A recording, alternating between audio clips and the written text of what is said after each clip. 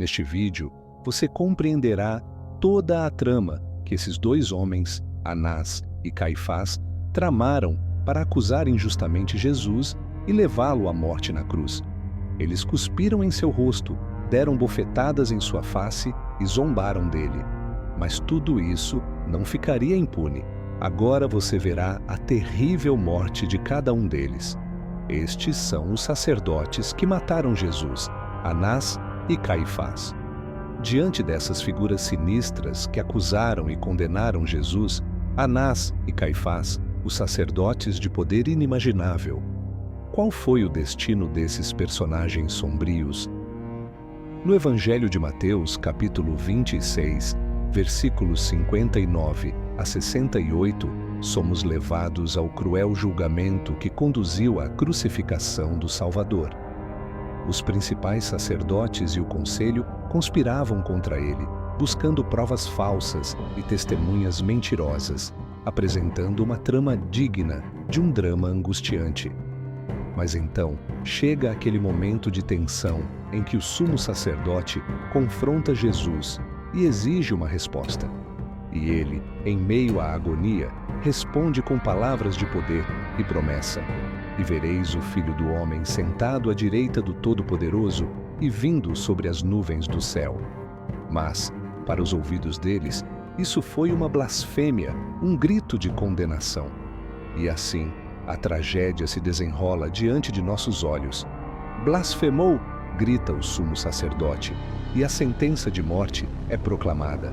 Esta é uma história que você não pode perder. Assista ao vídeo até o final e descubra o destino de Anás e Caifás. No terrível momento do julgamento, alguns cuspiram em seu rosto e lhe deram socos. Outros lhe deram bofetadas e zombaram, dizendo: "Profetiza, Cristo, quem te bateu?"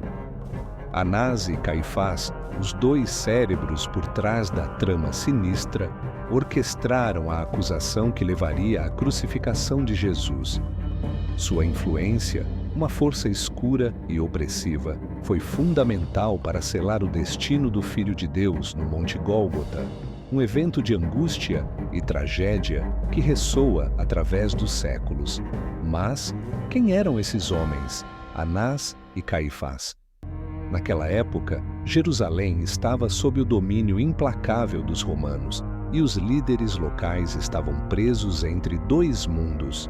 De um lado, os líderes religiosos judeus eram responsáveis pela ordem no sagrado Templo de Jerusalém, um lugar de profundo significado espiritual. Do outro lado, as autoridades romanas estavam ávidas por controle político e paz, gerando uma constante tensão entre essas duas facções. O templo era o epicentro da vida judaica, atraindo multidões de peregrinos que ofereciam suas doações e cumpriam seus deveres religiosos.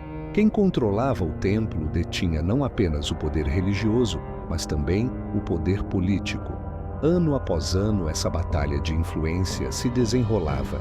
Em meio a esse turbilhão, surgiram Anás e Caifás, destacados líderes religiosos e membros da influente seita dos saduceus que não acreditavam na ressurreição. Eles se tornaram sumos sacerdotes, figuras centrais na vida religiosa judaica. O poder de Anás no templo era incontestável, e ele ocupou o cargo de sumo sacerdote mais de uma vez, consolidando ainda mais seu domínio. A história de Anás e Caifás como figuras sombrias que influenciaram o destino de Jesus continua ressoando na memória coletiva, um exemplo vívido do conflito entre o poder religioso e político naquela época angustiante. A trajetória de poder e influência de Anás se revela ainda mais intrigante. Não era comum um líder religioso judeu deter tamanho poder por tanto tempo. Sua primeira ascensão como sumo sacerdote ocorreu no ano 6 depois de Cristo, sob o governo de Quirino, governador da Síria, e ele permaneceu na posição até cerca do ano 15 depois de Cristo. Durante esse período, Anás criou um sistema de nomeações dentro de sua própria família, garantindo assim a continuidade de seu domínio sobre o poder religioso. Seu controle absoluto sobre o sumo sacerdócio tornou-se uma sólida fonte de autoridade no Templo de Jerusalém. Ele supervisionava os rituais, administrava os sacrifícios e fazia cumprir as leis religiosas. Mas sua posição não se limitava ao âmbito religioso. Anás se tornou uma figura política de destaque, pois o templo era um centro de poder e controle na sociedade judaica. Além disso, ele controlava o lucrativo imposto do templo e o câmbio de moedas. Enquanto isso, Caifás, de forma intrigante, selou uma aliança familiar ao se casar com a filha de Anás. Ambas as famílias eram conhecidas por sua riqueza e faziam parte da alta sociedade da época. Caifás assumiu o cargo de sumo sacerdote por volta do ano 18 depois de Cristo e, com isso, tomou as rédeas do Templo de Jerusalém e da comunidade judaica como um todo. A relação entre Anás e Caifás é fascinante e revela uma conexão profunda. Embora Anás não ostentasse mais o título de sumo sacerdote, sua influência permanecia inegável.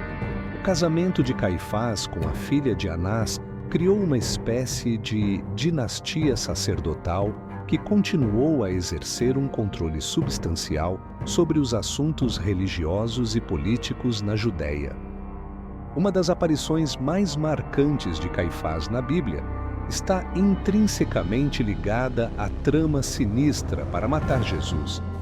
No Evangelho de João, capítulo 11, vemos o momento em que Jesus realiza o milagre de ressuscitar seu amigo Lázaro.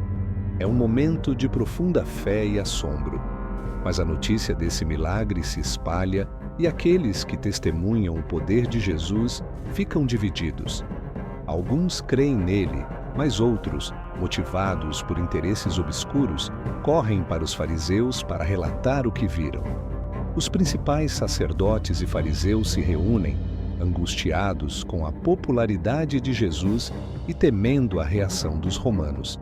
É então que Caifás, o sumo sacerdote daquele ano, levanta a voz e declara: "É melhor que um homem morra pelo povo do que toda a nação pereça." Caifás, de forma profética, prevê que Jesus deve morrer pela nação. Assim, nas profundezas da conspiração, o conselho decide que Jesus deve ser executado. Suas palavras, embora motivadas por interesses políticos e medo, tornam-se proféticas, pois anunciaram que a morte de Jesus era inevitável. O ministério de Jesus, cheio de ensinamentos desafiadores e milagres, criou um conflito crescente com o poder religioso de Anás e Caifás. Ele representava uma reforma que abalava as doutrinas estabelecidas e as práticas da época, o que gerou um confronto direto com as autoridades religiosas. Após o interrogatório diante de Caifás, Jesus foi condenado e enviado ao governador romano Pôncio Pilatos para ser julgado e executado. Como vimos no início deste vídeo, a hostilidade contra Jesus era profunda e muitos judeus não acreditavam nele, o que levou a esse destino sombrio. No entanto, após a ressurreição de Jesus, Caifás enfureceu-se e se recusou a aceitar as evidências de que ele estava vivo. Isso desencadeou uma perseguição feroz contra os primeiros cristãos. Caifás prendeu Pedro e João e mais tarde participou do martírio de Estevão, o primeiro mártir registrado na Bíblia.